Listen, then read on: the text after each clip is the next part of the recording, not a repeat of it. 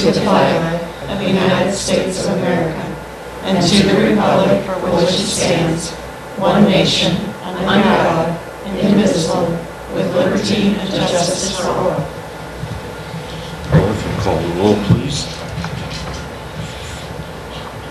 Robert Mueller. Here. Dina Kreitler. Jan Braun. Sarah Menard. Here. Mary Beth Ferguson. Here. Kelly Fowler. Here. Laura Oliver. Here. Michael Hankins. Here.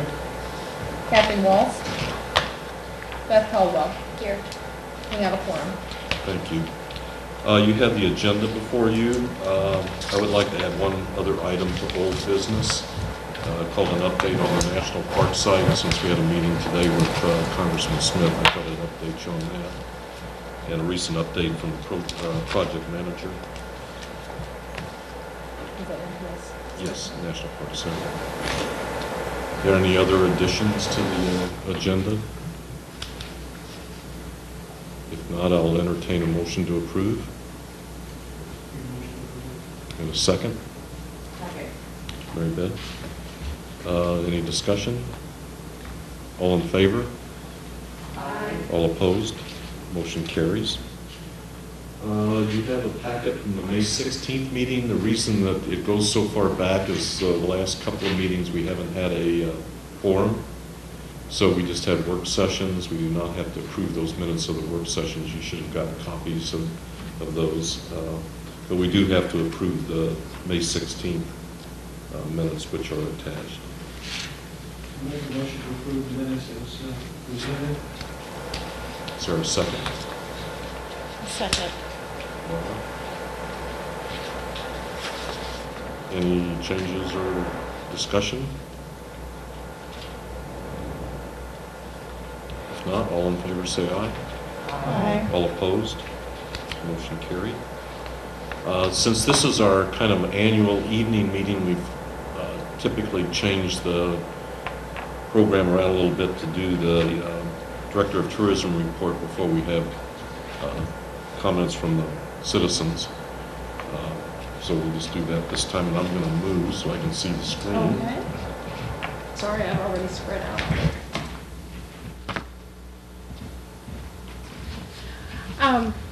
Well, good evening, everyone. It kind of actually feels good to meet in the evening, doesn't it? It's a little change from our normal routine. So tonight I spared you the paper. I thought, we might have some members of the public, so we want to view it all on the big screen. So we're just going to jump right in. These are the data that I normally review with you, and I've added some additional charts this time. In addition, I kind of sliced it and diced it a couple of new ways, and I know Bob's going to love to hear this, but sometimes, you sort of think, oh, data is sort of a pain in the neck, So then, once I start really delving into it, I'm like, oh, look at this over here, and what if I change this over here and display it a little differently? So I did a little bit of that, so you'll have to bear with me. I kind of got on a roll. Yeah, exactly.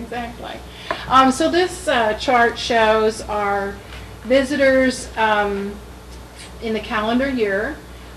In this way, you see that we start out slow in January and we ramp up through the peak tourism season and then taper off again towards the end of the calendar year. And just in terms of where we are on the calendar year, in the month of July, the number of visitors through the Welcome Center was 2,225 guests. That was a little bit lower than July of 2013, but for the year to date, we are up 12% still on the year, even with the dismal winter that we had. So all things considered, that's pretty good to be up 12% on the year. And then I went ahead and diced it up a little differently based on the fiscal year.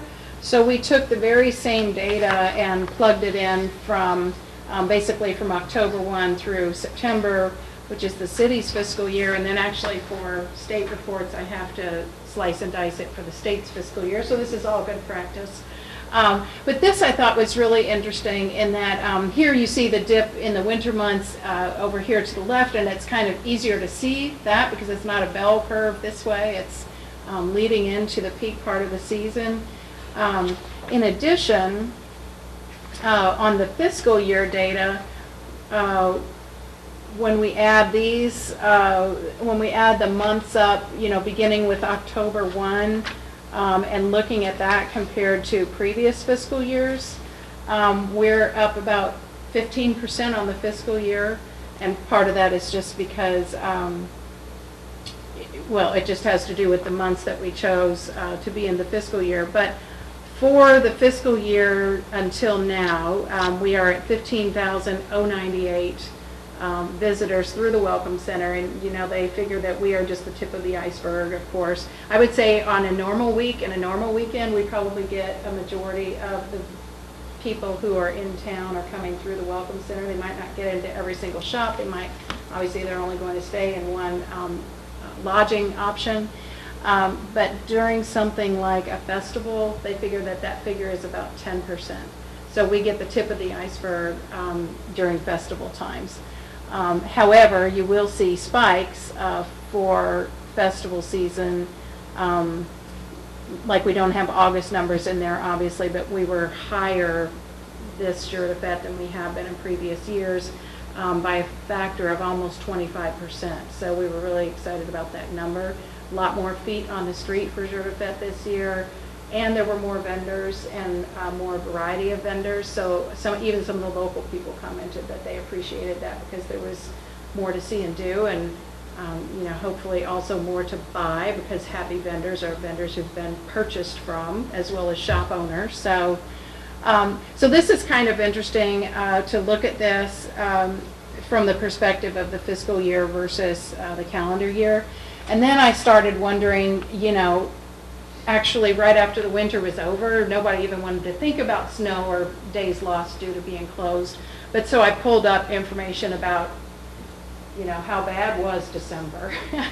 So in December of 2013,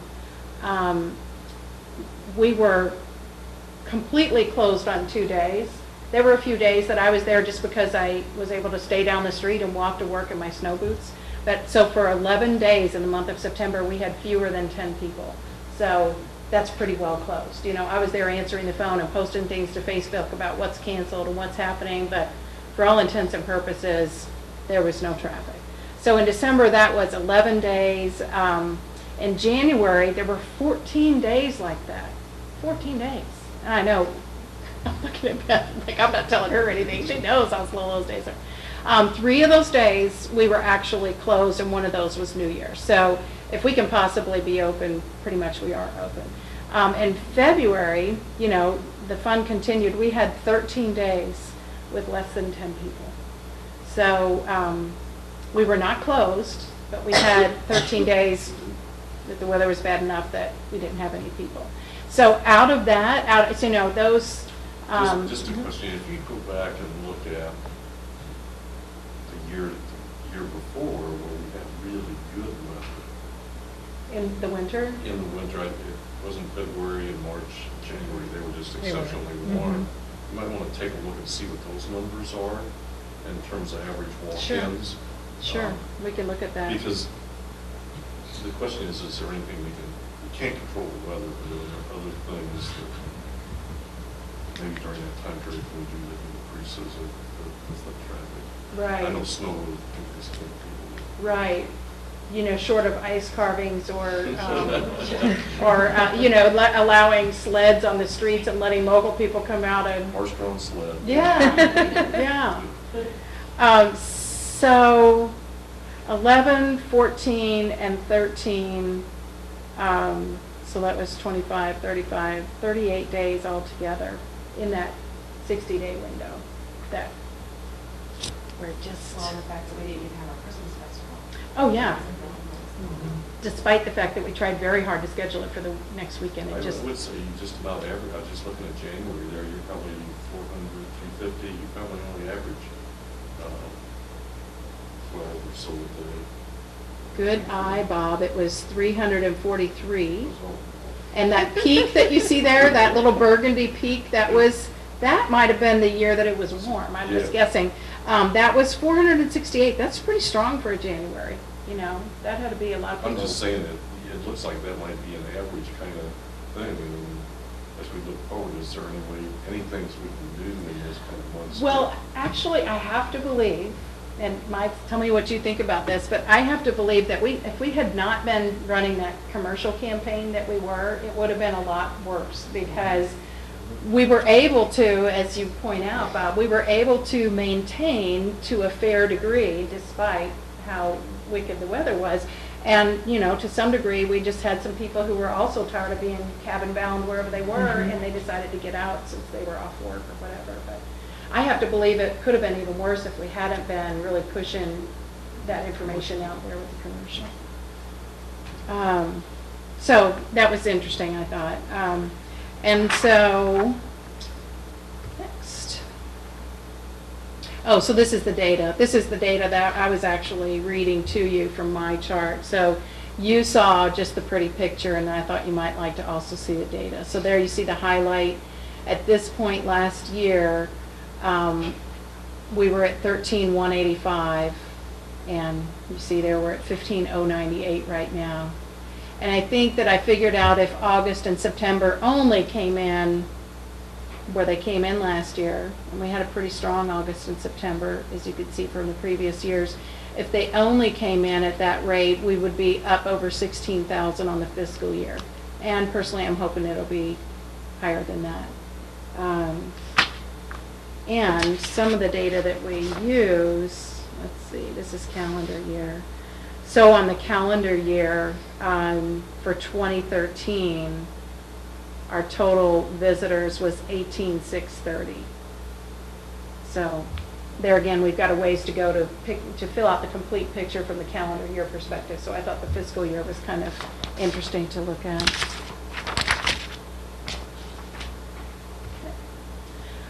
One of the other things I wanted to do tonight was to focus in a little bit on our online presence. This is a copy of a chart that is produced in Google Analytics, and you can see there, well, you probably can't see the blue line are the sessions basically from July 1, 2013 to July 1 of this year, and the orange line is the previous year. So I bumped it up over here a little bit, 50,415 sessions. That's a user accessing our website on the full website, versus this year we had 60,410. So that figure, you already have the number, Brian? I'm thinking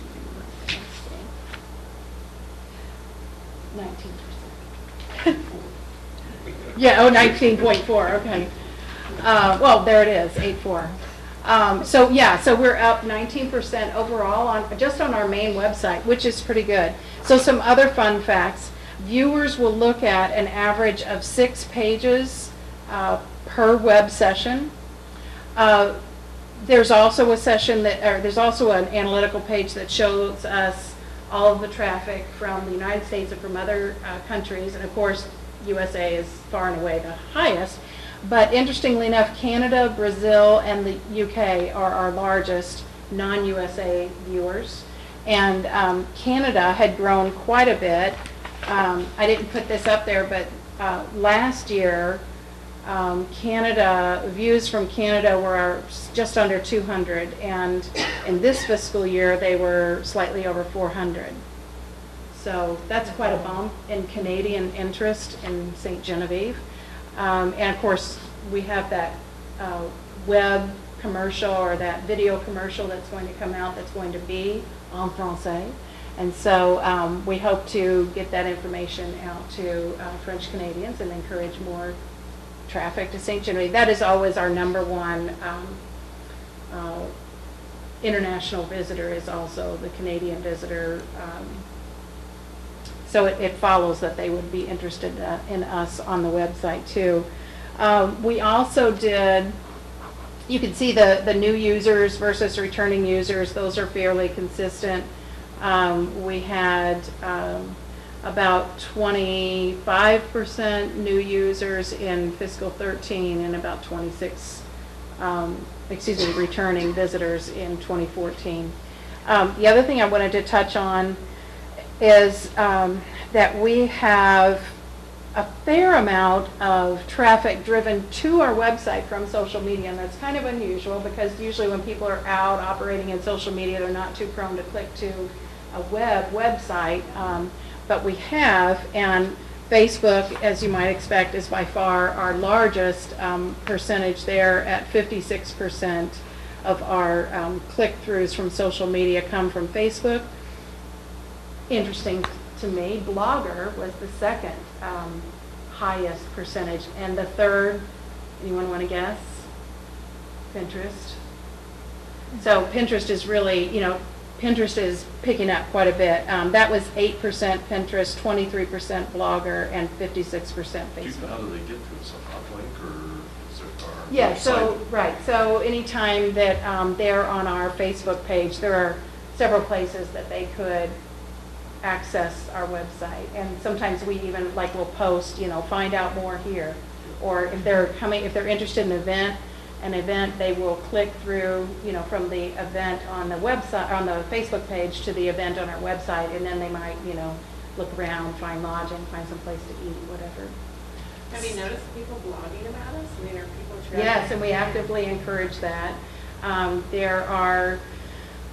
We actually had a professional blogger come here. You might remember in February, she actually wrote 3 blogs about us, about her experience. One was sort of focused on the downtown, one was focused on the wine country, and she went to the tiger sanctuary. So she did 3 different blogs.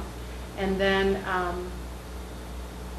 if anybody would remember, I think her name is Margaret Jorgensen. Remember that name? Okay. So she has been, she did one really nice article, I think it was maybe before Garden Walk, and I sent her some information, and she's been blogging to theexaminer.com, which is one of the largest ones. And so I've been sending her information before every major event, and she'll, as long as it's something trending and on, they'll accept it from her, so I'll send her a couple of good photos and So you some know background. who all the bloggers are? Can you identify them through the Google Analytics? I don't know. I could try to find out. Yeah. Well, so this is when people read the blog and then they click on a link in the blog to come to our website. So for more information, go to Visit St. John. Because they're a pretty influential bunch. Right? Yes. I mean, they're- Yes. And growing. So for us, that's really good, and it's someplace that I'd like to give additional focus because that's the way of the future, obviously. It's really good to give people lots of compliments. Right. Yes. There's a small. That's why you give them an extra big scoop of ice cream. You're a blogger? Here you go. Free cherry on top. So I thought that was interesting. Then the next one is how many people have been on the iBrochure on their smartphone or tablet or iPad? Okay, so if you haven't, I've got it pulled up here just so that you can experience the thrill of the iBrochure. I'll just pass this around for anyone that would like to. Please don't take my iTunes coupon there. Pinned in there. So so the next page is basically blank while you look at the iBrochure. But I did want to point out that it's a little early in the game to find out how many links to our formal website we're getting from the iBrochure. Of course, the thing you want to have happen is somebody is, traveling down the street as a passenger, not the driver, and they pull up Visit St. John and it redirects them, and it's very easy for them to flip through and find, that they can buy a passport, they can go to the wineries, they can reserve their stay at a bed and breakfast. So we want to be as mobile friendly as we can be, and this certainly puts us in a good stead. It's a little early right now to be tracking how many people are going back and forth, but I'm really going to try to find out, what we know about the habits of the iBrochure viewer, anything that we can. And I guess the question was, can Madden furnish you kind of like Google Analytics on the iBrochure? Yes, I've asked them to do that. So, so maybe the next quarter we'll have more information about that. I certainly hope so. Anecdotally, I can tell you that people tell us that that they have been on our iBrochure, they really enjoy it, and we try to push it out there every now and then through our social media channels too. So we'll continue to try to do that and just see where it leads us. In the old Google Analytics used to do a split between PCs and electronic devices, and it was a 75-25 split in between. Yes. I guess that you could still look at which were going to the main site, not to the iBrochure, but you'll get if they're going from the iBrochure. True. If we can find a link from the iBrochure to the main site, then we should, in theory, be able to track. Well, they should all be mobile users if they're coming in that direction. Yeah, but I'm wondering if we can tell how many times the redirect was accessed. Surely, today's technology, there's a way to do that. So those are sort of the charts and highlights. I also wanted to spend just a moment talking about, especially because we have some new members of the Tourism Advisory Council, talking about some of my goals, because I've been here a year. And next week I'm taking my first vacation. I'm very excited. So I've been here a year, and there were certain things that when I started, I was gung-ho to get some things taken care of, and I did. A lot of things got taken care of. Some of them took me a little longer than I thought they would have, and some, times good things just take time to cook up. However, there were a few things that are still on my wish list for big things that I think would be very beneficial to us as a destination. And so some of those vision kinds of things we actually talked about if you participated in that brainstorming session that we have. And some of those things have been implemented, like this summer we began the Saturdays in St. Genevieve and had some live music and some craft demonstrations, and to the extent that's possible, I'm going to continue that. I was very fortunate this summer, because all those people cost money, of course. I was very fortunate to be able to tag on to a program that the University of Missouri, Mizzou had for promoting the folk arts in Missouri. And so they sent me some of their folk arts artists on their dime. Sometimes we had to pay mileage for these people, but by and large, we were paid by that grant. So it is one of my goals next year to try to do more of that. And of course, we don't have a programming budget per se in the tourism department right now. So I want to diversify my funding streams yet again and try to apply for some grants to do that kind of programming. So I just recently went to a conference through the Missouri Main Street Connection, and several of those organizations that provide those grants were represented there. And I think there are some opportunities. Even though I'm a grant writer, and even though I enjoy doing this kind of thing, I know that realistically I'm probably going to need to call in some help for that. So maybe that resources committee will have to get fired up and look at maybe sharing the load there a little bit, because we'll all be more successful if we can diversify what we offer and the experiences that people have when they come here to St. Genevieve. More to see, more to hear, more to do, both in the downtown and in the wine country. And part of that, and Laura, I don't even know if you're aware of this, but part of that very much is transportation. And we've talked about it a lot. I actually, in the slow months of January and February, I spent a lot of time researching and negotiating with bus companies to see what it would take for them to run a shuttle to St. Genevieve, and then run a shuttle from St. Genevieve to the wine country for overnight guests, etc., so that they would extend their stay here in St. Genevieve. And the costs are pretty high, and so, then things got busy, and I sort of set it on the back burner. And I was relating this story to someone the other day, and they said, what if we owned the capability to provide that transportation? What if we had the bus, basically, little bus to go around town, or a little trolley or something like that, a bus to get people safely to and from the wineries on some sort of a rotating schedule. So I think that's definitely an idea worth pursuing. And of course, just when you think that it is a good idea, and there are private companies that will do that too, and we refer groups to private companies all the time to encourage them to, like you want to celebrate your 40th birthday, and you contract with an organization to take you and your friends on a little winery tour. There is a winery trail that's predominantly in Illinois, but it also picks up some of the wineries south of here, called the Mississippi River Trails Wine Trail, or something like that. And they're doing this.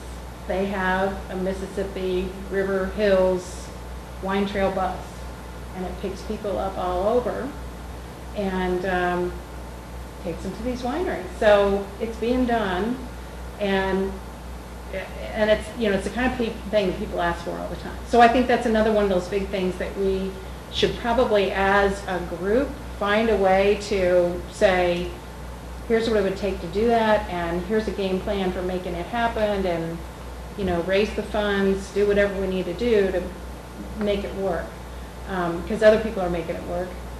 So it's got to be able to be done. So those are a couple of the things. One of the other things I wanted to do this year was increase our outreach on behalf of tourism and as a destination, kind of again going back in the day. One of the things that we used to do for tourism, Mary Beth will remember this too, was to go to like the Working Women's Survival Show and other shows like that, where they would see St. Genevieve as a destination represented there, and encourage people to come and experience the unique community here and destination here in St. Genevieve. So we started doing that this year. I do have a line item for outreach and promotion. So we did that in several instances over the last 6 months, especially. I went to a Bank Travel Council conference. We set up for Tourism Day at the St. Louis Cardinals one day, along with members of the Route de Vin. Anytime that you can reach people, on their turf and reach out to them and draw them into your destination is a good thing. Another example, last week on Thursday, it was two things at the State Fair in Sedalia. It was Tourism Day, and it was Women Get In Free Day. What a perfect combination, right? So all the women came and got in free, and in the exhibition hall where the Missouri Travel Council was located, they featured, drawings, and they had like a cocktail hour at 4:30 where you could sample wines or microbrewed beers and so on, and got a lot of people to sign up. We did a little gift basket and came back the next day, and all the people who had signed up, for information about St. Genevieve, we mailed them a brochure and said, hey, come on down. So doing more of that kind of thing I think is important, and as we move forward, I tried to pick ones that were very reasonably priced. I think it might be time to take another look at that Working Women's Survival Show. I think for a few years there it had a little bit of a slump, but all the pictures that I'm seeing and all the information that I'm seeing about that is that it's taken off again, and it's the place you want to be. So I think I might be knocking on some doors and saying, hey, let's do this again. Another one that we did similar to that, again, it's on a smaller and less costly scale, was the Cape Home and Garden Show. And that was a very nice event. We got, a lot of people came in the next few weeks that said, we saw you in Cape Girardeau. And actually, we found a couple of our performers for the Saturdays in St. Genevieve program there. So that was kind of neat. So those are just some of the highlights. I know that you hear about the activities at these monthly meetings, but I just sort of wanted to put that into a nutshell for you, and think of it as a category of things that we could be doing together, you as my advisory council and the Tourism Tax Commission and us as tourism in terms of the venues and lodging and so on. What can we do together to really ramp it up? We have some very exciting developments that will be happening this fall. So St. Genevieve will have some news coming up, and anytime you have news and announcements and new openings, that's always a good thing. And I think if, I have already pledged to do my part to, try to help get the word out about that and support what is being done in that regard. I think it's all for the best, certainly, and it would give us more to offer to our guests. And I think, people are looking for new experiences, especially our return visitors. Maybe they've done this, and this, and they want to see something new next time they come here. Well, so, or even if it's just if you change what's going on in your shop, you change your merchandising and it feels new, that's always good too. We have started to talk about her visions and things she wanted to do. And I know members of the committee have worked on projects in the past. I'm going to be working with Jan on the new brochure and all that. And I'm not asking for a lot of time, but maybe just get involved in a few things and see if we can get more accomplished sooner, so this pays back. Yes, and the Downtown Renewal Group has been very good. The Downtown Renewal Group has been very good at, pitching in and sponsoring some of these events that we had a vision for. The Bolduc and Downtown Renewal together did the open air market, and I know maybe it hasn't quite taken off to the degree that they had hoped, but I think they're sort of changing some tactics and regrouping, and next year hopefully that'll be bigger and stronger and continue to grow too. So there has been a lot of participation and support, and I very much appreciate that. And I can certainly say that anytime I've reached out to anyone on the committee, any bed and breakfast owner, any restaurant owner, whatever it is, they've been more than supportive in helping us do, what we're trying to do here through tourism. So, also, we have been, as you know, I'm sure, we've been revitalizing the volunteers to walk around in colonial costume in downtown St. Genevieve, and that's been a good program. I'd like to, if anyone's listening and would like to volunteer, would like to continue that through the fall. So if on a pretty Saturday afternoon you would like to walk around and greet, we provide little name tags, we provide information for them to hand out. We even have a little cheat sheet of when the houses were built, so you don't feel like you're put on the spot and you don't know that the Bolduc was in 1792. You've got your little cheat sheet right there. So we're going to continue to do that to the extent that we have volunteers available to help with that.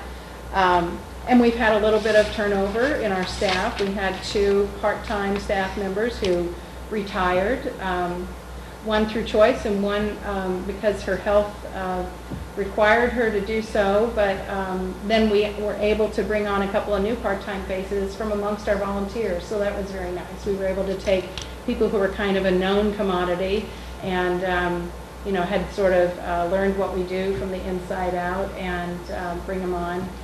So Sandy Pusey, if you know her, she also volunteers and works at the Bolduc House, and Mary Lise Okunfu Sampson. So they've been very helpful in making things happen at the Welcome Center, because we are open 7 days a week, and although it may appear that way, I do not work 7 days a week. So we're continuing on with some of those, sort of management changes and highlights. Everyone on the committee received my budget request for FY15 about a month ago. So I hope that you're doing your part to support what we're trying to do. We probably will have to make some cuts, and Bob and I are getting together tomorrow to look at some non-essential areas that we could possibly cut. As you know, the tourism budget isn't that big in the first place, so it's not like cutting a little chip here and there is going to make us, be able to pave another street, I don't think. But we're going to do our part for that. Tourism has the unique capacity to bring new dollars into St. Genevieve, and so by staying and by extending stays and by even doing day trips, all of these things bring new people eating in the restaurants, new people shopping in the shops, buying the passport tickets, whatever it is, they're coming here because they want to enjoy the experience, and hopefully they are blessing us with some of their hard-earned income while they're here. So it's important to have a source of new dollars into the community, and tourism is one of the few ways that we can do that. So we're trying to stress that. I'm actually going to be on a plane at the time that there's a meeting this Thursday night, so Bob has graciously offered to answer questions about the budget at the meeting on Thursday night. So if you have a chance to have those conversations and support what we're trying to do, would appreciate that. And I think that's kind of the high points. Are there any questions that anyone has, and any suggestions that you've been keeping you up at night and think, gee, we haven't tried that yet? Someone called me today. Oh, Betty Arnold called me today, and she had one of those ideas. Yes. Oh, good, good. Would you like to cover that? Well, she just talked to me briefly about it when we were Okay. meeting today. She brought in some information on becoming part of the Purple Heart Highway or Purple Heart Trail program.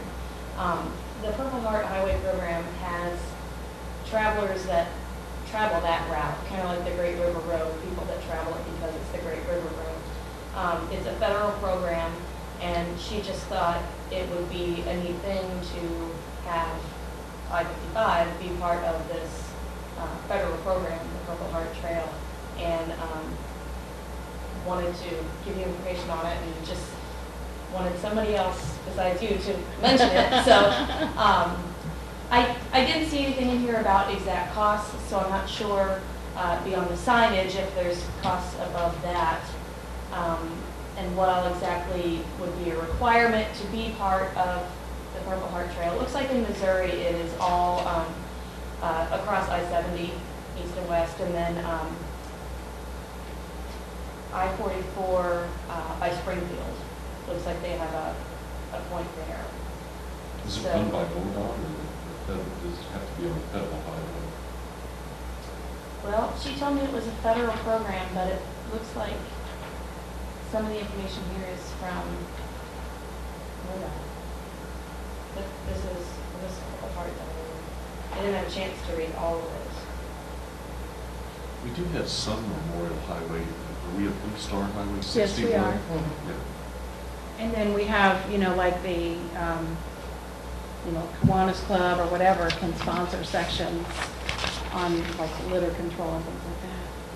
So I knew that I had seen this recently when you said 70. It made me remember because I went to Sedalia last week. So I drove Oh. 70, and that's where I saw this, and I thought, I don't remember seeing that before.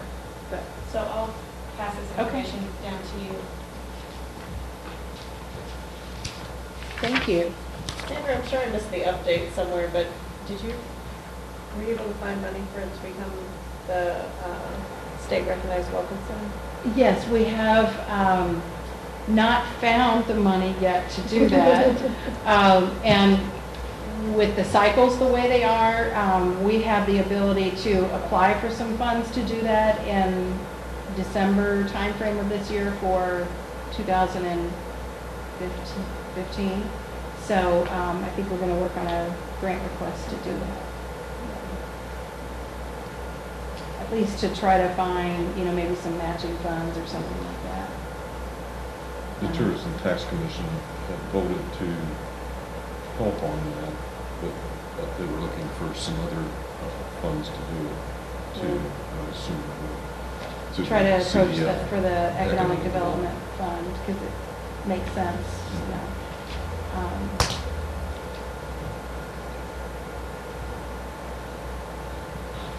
Okay, anything else?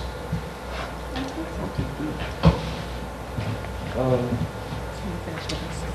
Oh, yes, I do have one more thing. Okay. Everyone recognize, yeah, that's one. Everyone recognize this magazine. So I have already reached out to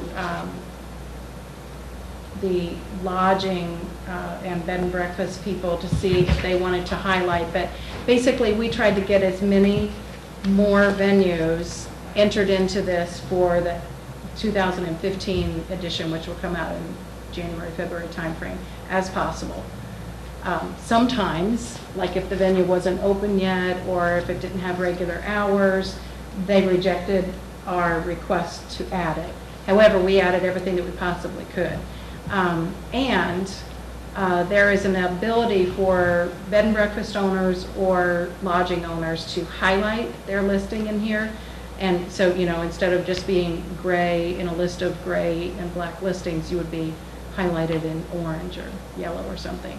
So, again, we're just, you know, trying to keep up with all these opportunities and share these opportunities with those that might be interested.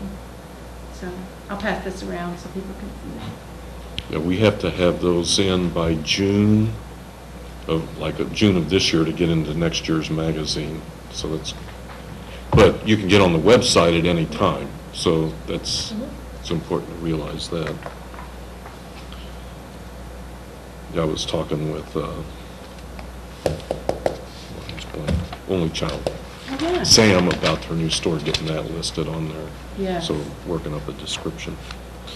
Okay, any citizens to be heard? Mr. Mayor? Oh, really? Okay, old business, talk a little bit about the 2014-2015 co-op program. Okay. So I just wanted to highlight that this year, as you will recall, the co-op grant got split up into 3 little programs. So we were eligible to apply at a lower rate than we have before, because the rate that you can apply is based on the number of room nights in your community. So they only count, you know, all of our bed and breakfasts and the microtel and Econo Lodge and so on. And we even tried to make the case that, yes, but oftentimes we don't have enough rooms, and we even fill up rooms in Perryville and Farmington and Festus. Well, that didn't cut it. So we were only able to apply for a smaller amount this year.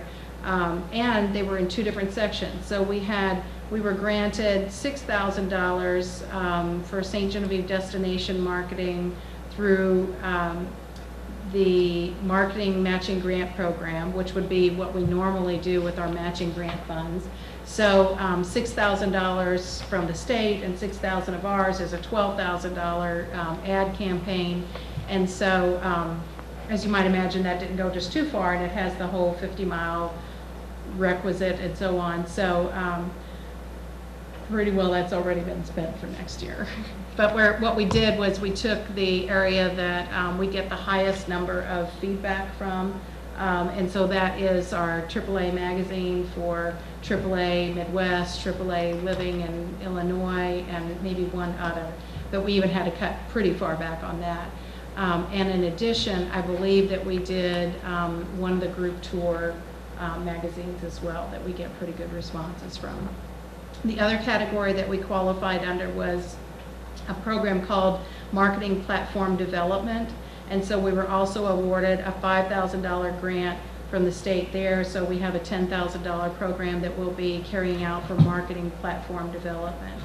So $11,000 will be included in our, when we talk about the tourism budget overall, $11,000 of our program will come from the Missouri Matching Grant Program this year. So what's the marketing platform development? What does that mean? So marketing platform development, you had to sort of pick what category you wanted to be in. And at the time, I felt like the wisest move was to kind of get in on the ground floor and put in our application to do like a new creative and branding strategy, which we also did some of this year, and actually bring in an outside opinion to critique what we're doing in terms of our marketing look and message and so on, and revamp our marketing platform, our campaign, our message from that standpoint. So I'm looking forward to doing that, and then from there, then you can apply for more money to implement those programs. So why jump in the middle? You know, I figured we may as well start at the beginning, and they liked it, they funded it, so. Okay, good. And that runs from? So that runs through June 30th of next year.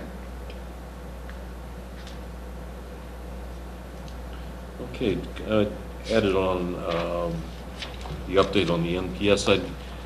Sharon Miles is the project manager out in Denver for the National Park site. She kind of gave me an update. The editing of the report, which is what we were waiting on, should be completed within the week. And then it goes to Park Planning and Scheduling, where it'll be reviewed. If they approve, then it goes to the deputy director, who has the authority to release it for print. Got to get lots of approvals, and there's some reasons for that too. They anticipate releasing this report to the public in November, and then there will be a meeting here in town as part of a 30-day public comment period. After that, based on the input, and they have come up with some alternatives of what they would propose from a management standpoint. They go back, redo all that management stuff and alternatives, and come up with several options. And then they go through all kinds of draft final study reports and approvals, et cetera, and then it gets approved by the regional director, and then it goes to the big director in Washington, and they're saying about September 2015. And then it has to go to Congress, and that's where we really have got to get involved again in trying to get support from our congressional people. I was pleased to report that today we had a meeting with Congressman Jason Smith, who asked to come in and talk about the National Park Service thing. We had mentioned it to him a little bit when he was here for He did a tourism. Right, it kicked off tour. tourism here. He's on a farm tour now. He was out at Beige Farms and really said a lot of nice things about Beige Farms. But he came here and he got input from us, and he talked about it. We found out he's on one of the committees that's very important to us in the House side, and I think Senator Blunt was important on the Senate side, and Senator Blunt's representative was here today, and I think he got some good input. He asked questions, told us where concerns are from the congressional standpoint, and I'm kind of asking him to go ask the National Park Service kind of how things are going, get a little input or a little heat from their side, the congressional side. But I thought it was very good. He gave us a contact point for his staff in Washington to deal with. His description of St. Genevieve, some of the words he used was very nice to us, I thought. Very complimentary about the fact that we are a treasure here, and having that arrowhead out on the highway would be very, very beneficial to us. Dick, you want to say anything else on that? Or? No, I think you said it all, but I think he can, he certainly sounds like he's behind it. He just wanted to make sure that, I think one of his concerns is he wanted to make sure everybody was behind it as far as the community went, and I think we gave him that assurance. And I think he'll be a good ally when it comes to. Which was encouraging, because he's kind of had an ongoing argument with the National Park Service on another national park in Missouri on the river, and he wants to avoid that, and I think he gave us some guidance and things we should do to make sure that kind of stuff doesn't happen in the future. But I thought it was very positive. Absolutely. And he wants to have input, he welcomes input from Any questions on that? Okay, let's move on to new business. Traditionally in June, I think it is, we are to elect a new chairperson and vice chairperson. We didn't have a quorum, so we put that off until today. I'd like to just open nominations for chairperson, and everybody's willing and able to fill this position. Nominate Bob Miller. I'll second. You're not a voting member, I'm sorry. She's not voting, she's just making a nomination. Oh, I'm sorry. I thought I was a voting member. No. Not on this committee. No, you're a representative of the council. It's only, I think, on You can tourism. make a motion. Okay. Well, I make a motion. And let's get Yeah. Did you say, are there any other nominations? I move the nominations closed. Is there a second? A second. All in favor? Aye. All opposed? One abstention. Thank you. We also have to elect a vice chair. I'd like to nominate Dina. Is there any other nominations?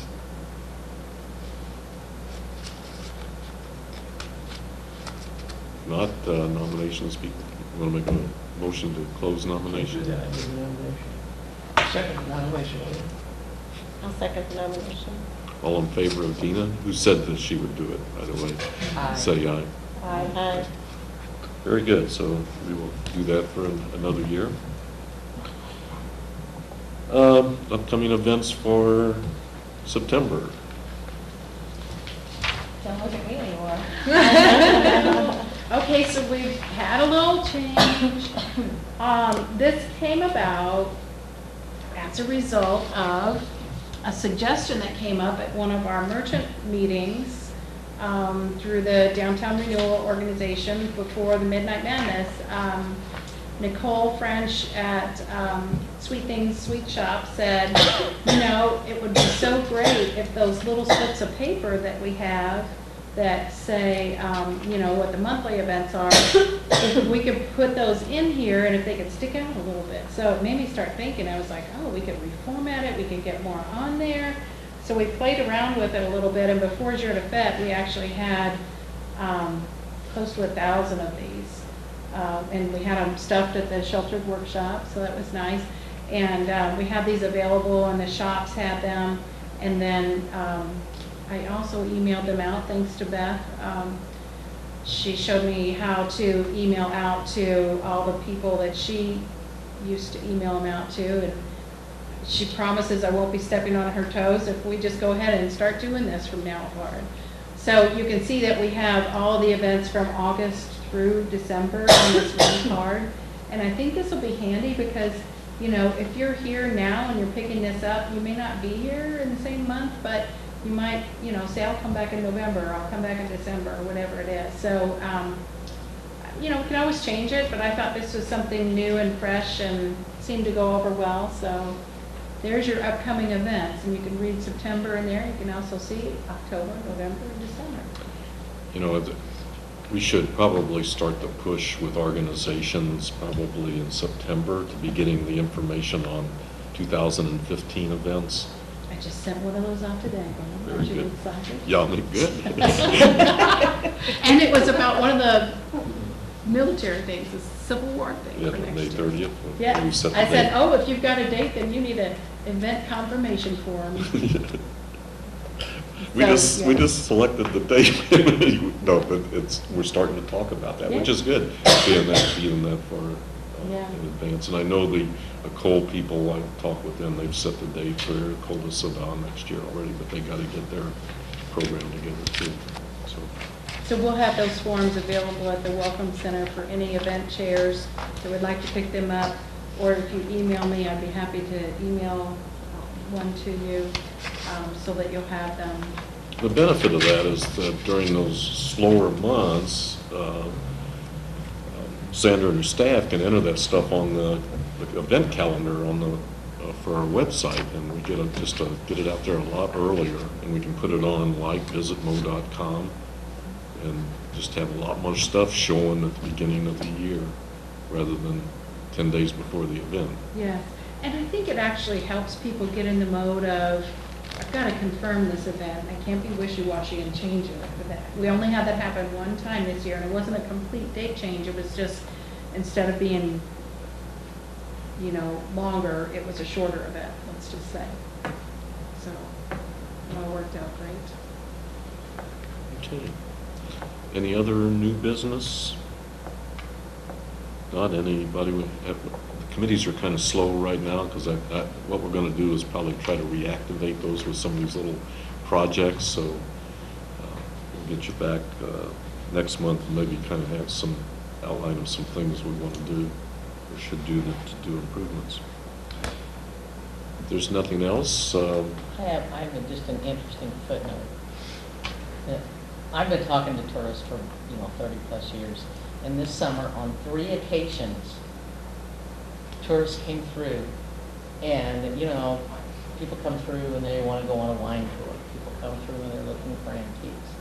On 3 separate occasions, people were in the shop. Sometimes they were looking for lodging, but they do church picnics.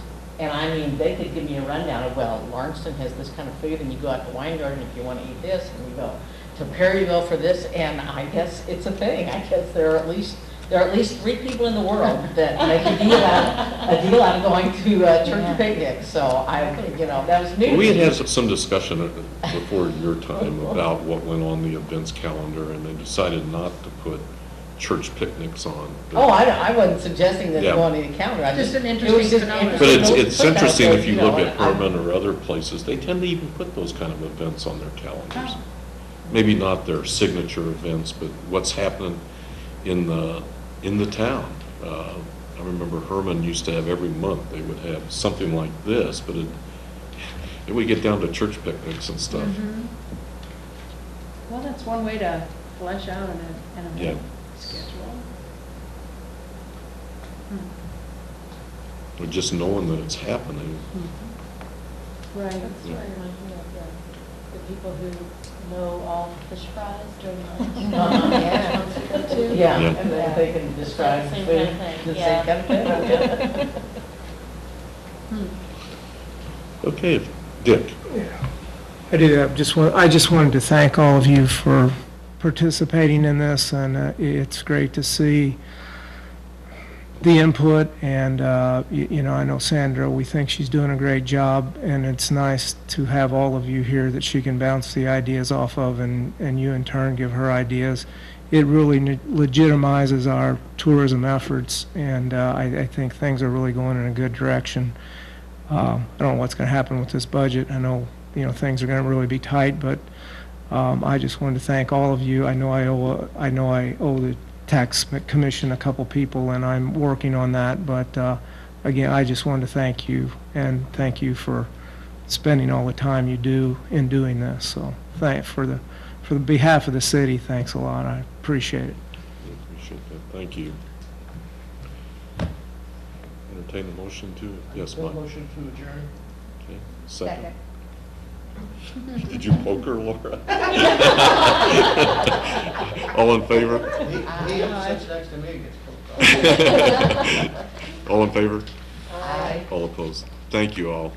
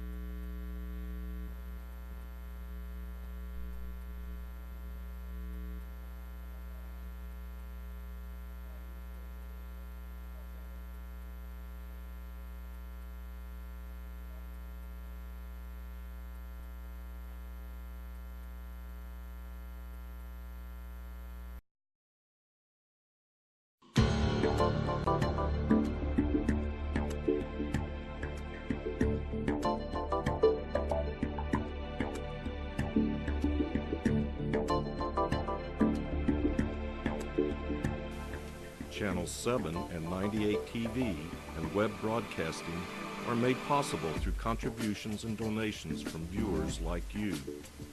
Thank you for your support.